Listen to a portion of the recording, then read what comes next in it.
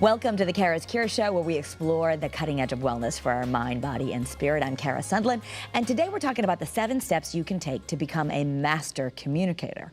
And here in our studio is best-selling author and communication coach Renee Marino, who's also spent a fair amount of time on Broadway. Welcome. Yeah, thank you. I'm happy to be here. Yeah, so you went from singing and dancing to teaching us how we can all communicate. Yes, I went from communicating through song and dance on a stage and screen to now helping others to connect in an authentic way.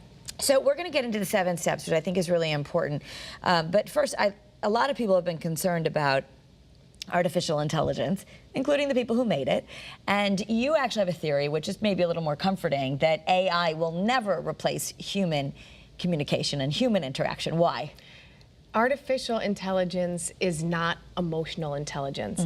So it can never give us that rush of oxytocin when someone grabs your arm or gives you a hug or sits across from you listening in a complete way and making eye contact. So it's important that we enjoy the world of AI. It's an incredible gift, but at the same time prioritize that authentic connection with human beings, because human beings are meant to connect in a real way. Yeah, and so we're going to get into that. I mean, there really is a difference when you're listening properly, when you're looking at someone properly. But you know from being on stage that I think some of the biggest fears of most people, and I get this all the time even with what I do, that most people are very afraid of speaking. And so this framework is going to help people speak their truth to whoever that is, their partner, their kid's principal, a job interview. Yes, and the best part about this method is that it helps people to understand that it's not about being perfect. We get caught in this perfectionist mentality. We have to do it right, and we have to use the right words, and we have to sound smart. But if we learn through this method to sit back and listen, not trying to respond or cut someone off, we realize that people connect better when everyone's just being themselves. And even if you flub a word or you go off on a little bit of a tangent, that's okay when you're speaking from a real place. Absolutely. In fact, we'll say that and people say, well, I'm worried I'm going to mess up. And we'll say, don't worry about that, because even as news anchors, of course, we want to do our best too, but the natural human is imperfect. So it's okay. So let's get that out of the way right now. We don't need perfection. Yes. No. And it actually makes you more relatable. And it lets those people who are listening to you know, oh, that's okay. I'm okay if I mess up too, because Kara just did, and she's a professional and she's amazing. So if she flubbed a word and I didn't care, well, people aren't going to care when I do. Yeah, okay. So I want to show people, in case you're watching as well, and if you're listening in the car, that's great. We're going to make sure you have all the information you need. But I want to show people the cover of your book so they can look out for it. It's Becoming a Master Communicator, and it is balancing new school technology with old school simplicity. So I love that you said simplicity. This framework of how to become a master communicator, even if you're not going to end up on Broadway, doesn't have to be difficult. No, it should be simple. The simpler, the better. Again, keep reminding ourselves that we're human beings. We're human beings, and it's not about speaking on a high level that we think like politicians do. It's about being ourselves. Simplicity is key. Well, actually, right, they'll say one of the best keys to the politicians who are successful anyway, when we look back, were the ones that you quote unquote want to have a beer with, because they seem normal. Yes, so we all want to feel relatable, so that's part of it. And you have a framework, which I'd like to put that on the screen as well. It's called CONNECT. CONNECT. So I love a good acronym. Yes. We can remember that way. What is the C for in CONNECT? Oh, the most important, Kara, communication with self. Okay. Taking the time from the minute you wake up to connect with yourself first before anyone else. And a great practice that I share with my clients is to wake up, and after you open your eyes, come back to your quiet space and ask yourself, how am I feeling? And then take pen to paper, part of what I call that old school simplicity way of communicating, and allow yourself to come up with the answer. Because when we put pen to paper, we are activating more of our brain. Research shows this time and time again, and we're taking the thoughts from our subconscious mind into our conscious mind through our hand and onto the page. And it's enlightening when you look back and read it over sometimes, because you'll go, oh, I thought I was over that disagreement with my coworker, but apparently I'm not because I'm still writing about it. Right. So this is a practice that you would do on a daily basis. You recommend right when we wake up. And this doesn't have to be pretty. This is automatic writing. I've even heard sometimes use your non-dominant hand because you just want to get it out. Yes, like stream of consciousness. Just get it out. Feel like this is a brain dump. Getting it out of your brain onto the page, and then you can do the same thing before you go to bed at night. After you've had a busy day and so much has gone on, instead of taking that with you to bed and not being able to sleep, put all of that out on the page and get it out. And the more we do that, you're going to understand how you're feeling. And that, if you understand how you're feeling, then you can broadcast a clear signal to someone else, right? Yes, and then you're coming at those external communications with a feeling of groundedness, and you're more in alignment instead of feeling scattered and maybe you're snapping at people and you don't know why. Now you're coming at it from a place of, I've taken the time to connect with the most important person first, myself. So then when you're dealing with your children and your friends, you're a little more laid back. Right. I mean, that getting solid first with yourself, because if we're not solid, then everyone's going to sense that, yes, right? 1000%. So that goes with number 2. The first is C. Next, we're going to go to O for own who you are. And this, you say our devices have become our masks? Yes, I like to use the analogy that the Wizard of Oz. In the Wizard of Oz, Dorothy and her friends venture to meet the wizard, and when they first meet him, it's this big persona. He's this big face, and there's smoke, and he looks so scary. And then Toto pulls back the curtain to reveal the real wizard. Right. And he's an insecure humbug, as Dorothy says. And he walks out, and he's this man of a small stature and meek and shy. But isn't it funny that he could only help Dorothy and her friends when he did it when he stepped away from the mask and did it from his authentic self. The same is true for us with our digital devices. They're, again, such a gift in our lives. But if we don't understand that we have to be the same person who's sitting here with Kara, the same person who shows up behind the screen, the same person who shows up in texts and emails, then we fall into problems because people are like, oh, wait, I don't know. Who are you? Are you this person? Who am I getting? So that authentic communication is going to be so important because when you can connect with who you really are, and some people I think inherently, right, you're thinking, well, if I'm going in for a job interview, I have to look smarter, be better, and not that we don't want to be professional, but putting on airs is actually going to make us less effective. Yes, 100%. And when it comes to communicating through digital means, i.e. texting, WhatsApping, emailing, ask yourself these 2 simple questions. Number 1, would I be comfortable saying this in person? If the answer is yes, great. Text away, send that email. If the answer is no, rewrite it the way you would be comfortable saying it. And number 2, does this message match me and my intention? Sometimes we send out that email so fast before looking it back over, and we read it and we go, uh-oh, that was not what I intended. And then we have to backpedal. So to go against that, all we have to do is take a few minutes, power of the pause, and ask ourselves, okay, does this message match me and my intention? Yeah, I love that, the power of the pause, because we truly, when we're connecting, you said, with your true who you are, you're also going to get that rational brain. And sometimes if we just even force yourself to walk away, take a bathroom break, and come back, you might feel a little different. Yes, for sure. You don't want to operate from those heavy emotions that later on you could regret. So next we get to N.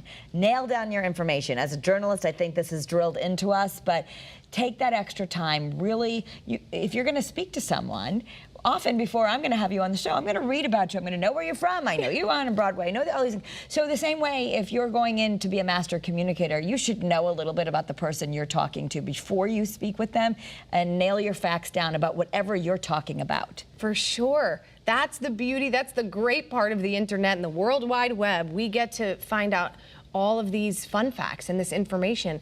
And that's so powerful to do when we enter any interaction or a meeting, whether that's virtual or in person, because now we have information that I could say, oh, wow, Kara, you're from the Detroit area? I toured there so many times. Boom, connection point. Now defenses go down, pressure comes off, and we can have a great conversation. And sometimes we forget to do that because we get so wrapped up in ourselves. I want to make sure I sound good. Okay, Kara's going to ask me a question. I have to make sure I, me.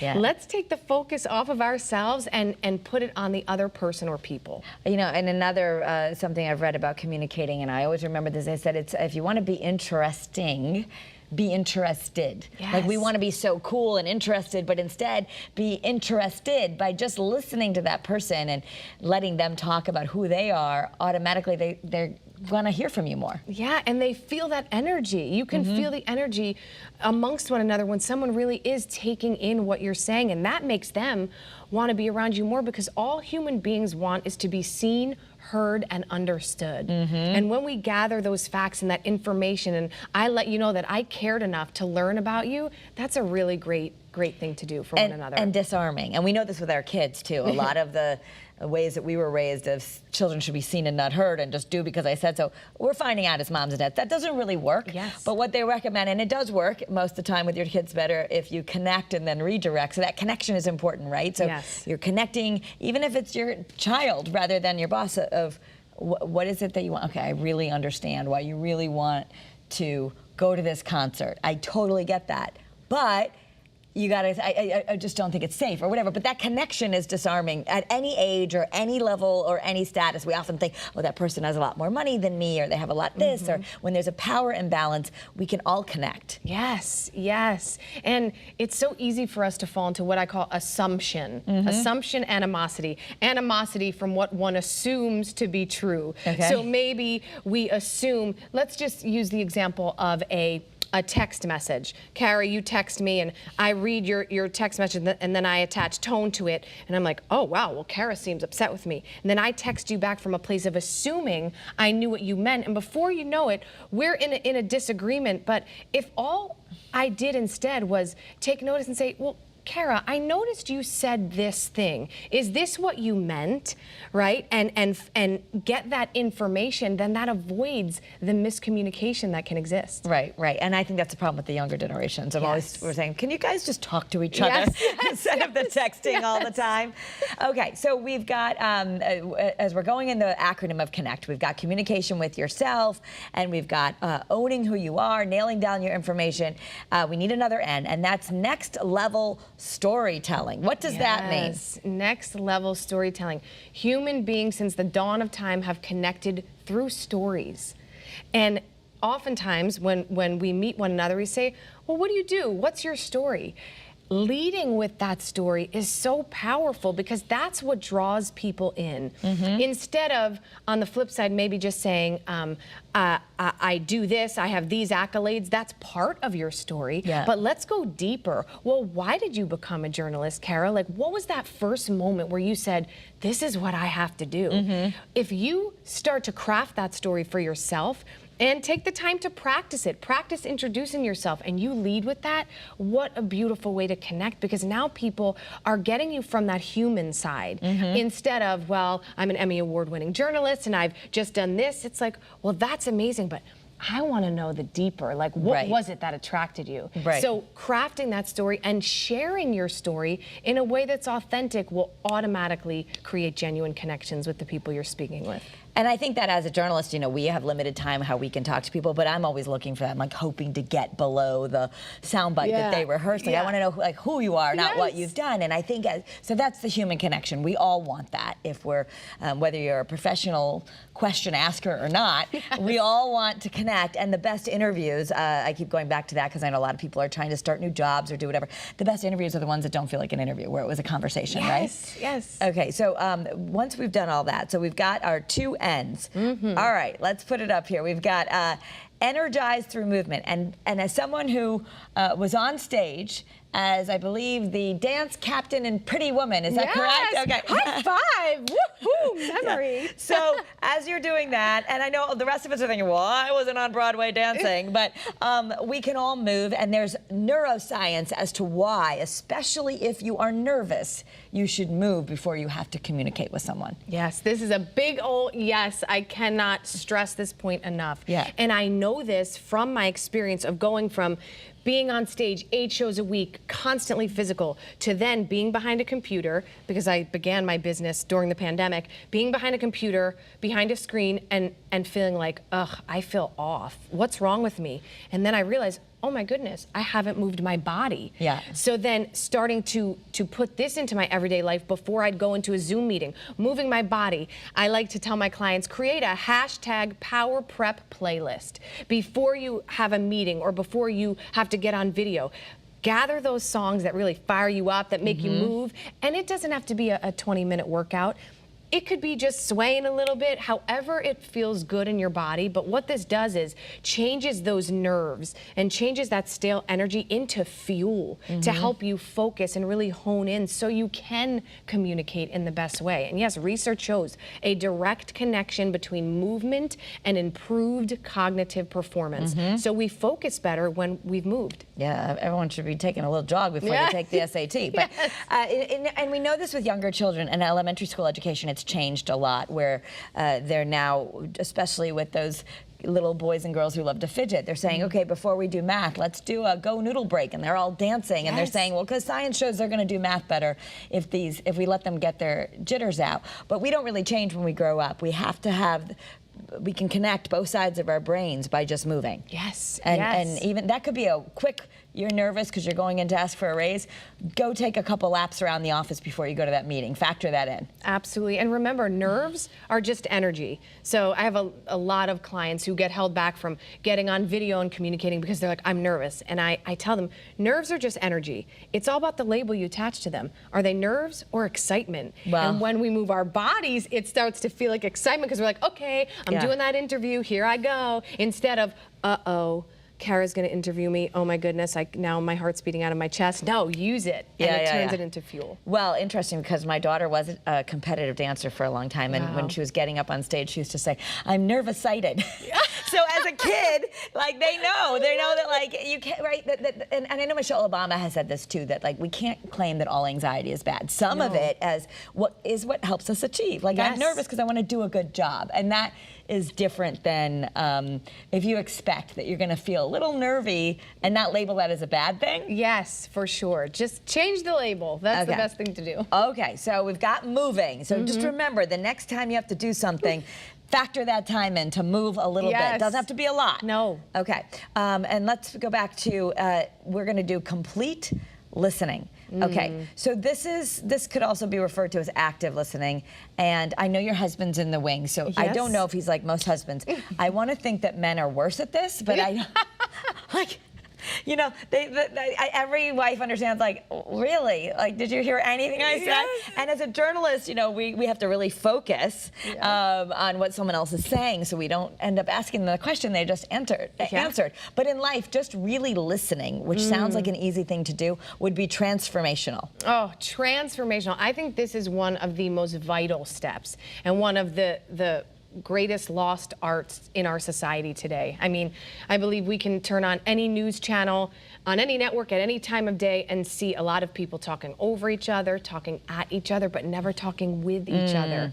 And that's because I think as a society, we've gotten so attached to our labels, whether it's political, religious, cultural. And what happens is as we're talking, if the person listening catches something that's of a different label, they cut off from listening. And this is so dangerous because when we listen in a complete way, it's a two-way gift. We give the person speaking an open platform to be heard, and we ourselves gain the gift of learning something new, gaining a new perspective, or realizing we are more alike than we are different. And that's such a beautiful way to connect. So really, few simple ways to do this. First, to take deep belly breaths when we're listening. We often breathe from up here, shallow. And when we do that, right, it makes us more nervous, and then it's hard to focus, and we can't listen. So breathing into our bellies. I like to say expand that belly, feel your hands, and as you breathe in, that was great. That's really good. You know, I mean, you have to do that because you were singing. We do it because, I don't know, but it's a good stress relief, right? It is. So yes, imagining, but people are going to feel like, I'm going to look so weird. I'm having this talk. So it doesn't have to be noticeable, or it could be even some deep belly breaths before you go into the stressful conversation. Absolutely. And practice it in your daily daily tasks. It can be something that becomes a practice. And then when you're speaking, the person is speaking and you're listening, make eye contact and listen for commonalities. And that means staying present enough to say, wow, Kara, that's your daughter was a professional dancer too, so was I. Boom, commonality. But if we're not staying present and listening for it, we miss it. And that's a golden opportunity. You know this. Right. As a journalist, you're amazing at this. This is why you're here. So I don't have to tell you this. Well, but you know, it's interesting because I'll remind myself sometimes, because I can be guilty of this like anyone else, where you want to get your point across, especially maybe in an argument with someone you're close to. You're not listening to them. You just want to, most of us are waiting to say our point. And that we've automatically lost the opportunity. So if we can remember maybe how we're trained to listen to someone like you in my job sense of actually looking at someone in the eye and not rushing. We did an exercise actually, if people who are in Connecticut can go to the Copper Beach Institute, and there's mindfulness-based self-compassion, MBS, there's MBSR and MBSC, but the training, they have you meet with the people and you have to just listen, and that's the exercise, and you're not allowed to give any advice. And they switch, and you have about 5 minutes. You don't realize how long it is to listen to someone for 5 minutes. Like, you think that was the eternity, because we're not used to it. We're not used to it. And Kara, because of digital technology, I did so much research for my book. Our minds have begun to speed up because we're so used to task switching. Yeah. Going from here to there, text message, email, our kids are asking us for lunch, and we're like this. And because of that, our focus has waned. So it becomes really hard to listen. We've become, I like to say, like Pavlov's dogs who were conditioned to salivate when they heard the bell. We've become conditioned to check out of what we're doing the second we hear a notification from our phone, the second someone's calling our name, and that's really detrimental to our relationship. So practicing that slow breathing, making the eye contact, catching commonalities, and another important step is embracing the silence. Now, I know this is hard in an interview setting like this because we have a time limit, but in your everyday conversations, don't be afraid to embrace the silence. I think we've convinced ourselves that if we don't jump right in with our opinions or thoughts, that person's gonna think we don't have the knowledge and we're not smart. And then what happens is we start filling with filler words like, and, you know, like, and that's why, because we're trying to speak before we know what we wanna say. Yes. It's okay to sit back once someone's finished speaking and take that moment to say, wow, Kara, I never thought of it that way. Right. That's a great perspective. And then you can respond in a way that's honest. Well, and we do get uncomfortable with that, right? I mean, people, they're not used with dead space. Yeah. So, and my co-host that you met earlier, Scott, and I will talk about that, because if we're doing an interview via satellite, there's this rush to kind of like fill it, and there might be a little delay. Yeah. But we've gotten very uncomfortable with that. It also can be the, you mentioned the power of the pause, and those who are from Connecticut might remember that Mika Brzezinski used to work here and wrote the book Know Your Value, and she talks about it's such an uncomfortable thing, but it's powerful. So when you pause in a negotiation, it's okay to just be quiet and let the other person figure out what they have to say. Yes. And so you've made your point, and rather than filling, just let the other person come up with their answer. But we feel so nervous when no one's talking. Yes, it's uncomfortable because we've conditioned ourselves to speak and jump over one another when we're talking. But if we can start to practice this, it's a practice just like anything else. The breathing, slowing our nervous system down, and starting to say, you know what, a moment or two of silence is a good thing. Yep, yep.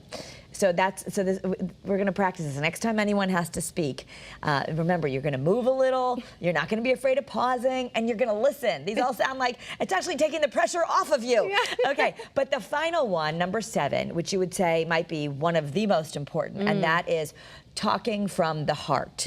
And we can mean this a bunch of different ways. It goes with authenticity, but literally from a neuroscience perspective, from a wisdom tradition perspective, there's this whole powerful center in our heart. We think our brains are everything, but it's really coming from here that's going to change everything. Yes, yes. I believe that many of us think that if we share parts of ourselves that we want to hide, if we share that, people are going to not want to talk to us or be friends with us or be associated. But the opposite is usually true. The parts of ourselves that we want to hide the most are the ones that connect us to others the most. Because let's face it, we are all human beings. We are all facing a battle you know nothing about. I love that quote Wendy Mass said. Everyone's fighting a battle you know nothing about. And when we share our vulnerable moments, and that doesn't mean just sad or stressful moments, but the good moments too. When we share from an honest place, that's what makes people relate to us the most, because if they can find themselves in what we're saying, that lets them know that they're not alone. And I don't know about you, but when I find out that I'm not alone in something I'm going through, man, it makes me feel such peace. And I say 4 of the most powerful words the human spirit can hear are, you are not alone. You are not alone. Yeah. And even if you can't fix it, I think that's the other thing we all want to do in our partnerships and our whatever. Let me fix it. Let me fix it.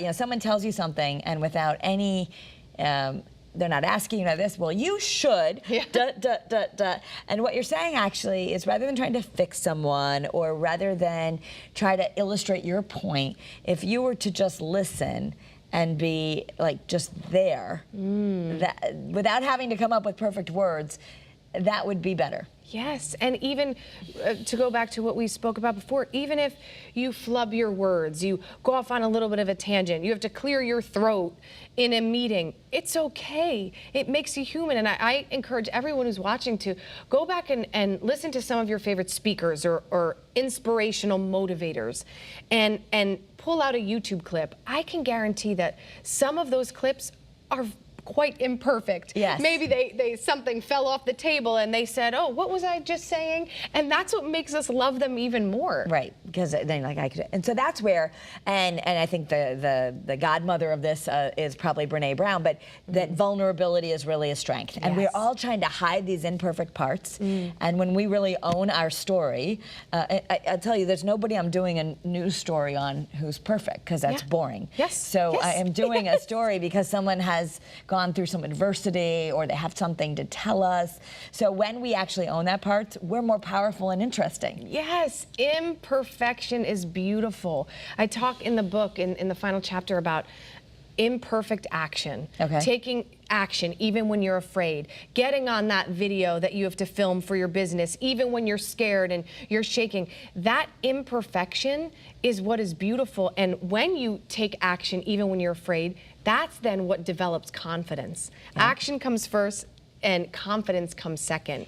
And another point I just want to bring to the surface is that it can feel challenging in this day and age to talk from the heart and own our insecurities and our imperfections, because we are used to putting the highlight reels up. And that's a big part of why I wrote the book. Balancing new school and old school, understanding that it's not just about posting your best pictures or your best stories. Bring us into those real moments of your life, because that is what creates the genuine connections. So the book is called, we can all use its tips, it's Becoming a Master Communicator. And just in case you need a little endorsement, Clint Eastwood endorsed you. Yes. He was my director for the Jersey Boys movie. Where I played Frankie Valli's wife, which was a huge honor. And I told him about this book, and he said, I'm in. Okay, so it's available everywhere. It's been a bestseller. And you're listening to Renee Marino. Let everyone know where they can follow you or find you, just in case they want to catch up. Great. You can follow me on all social media channels,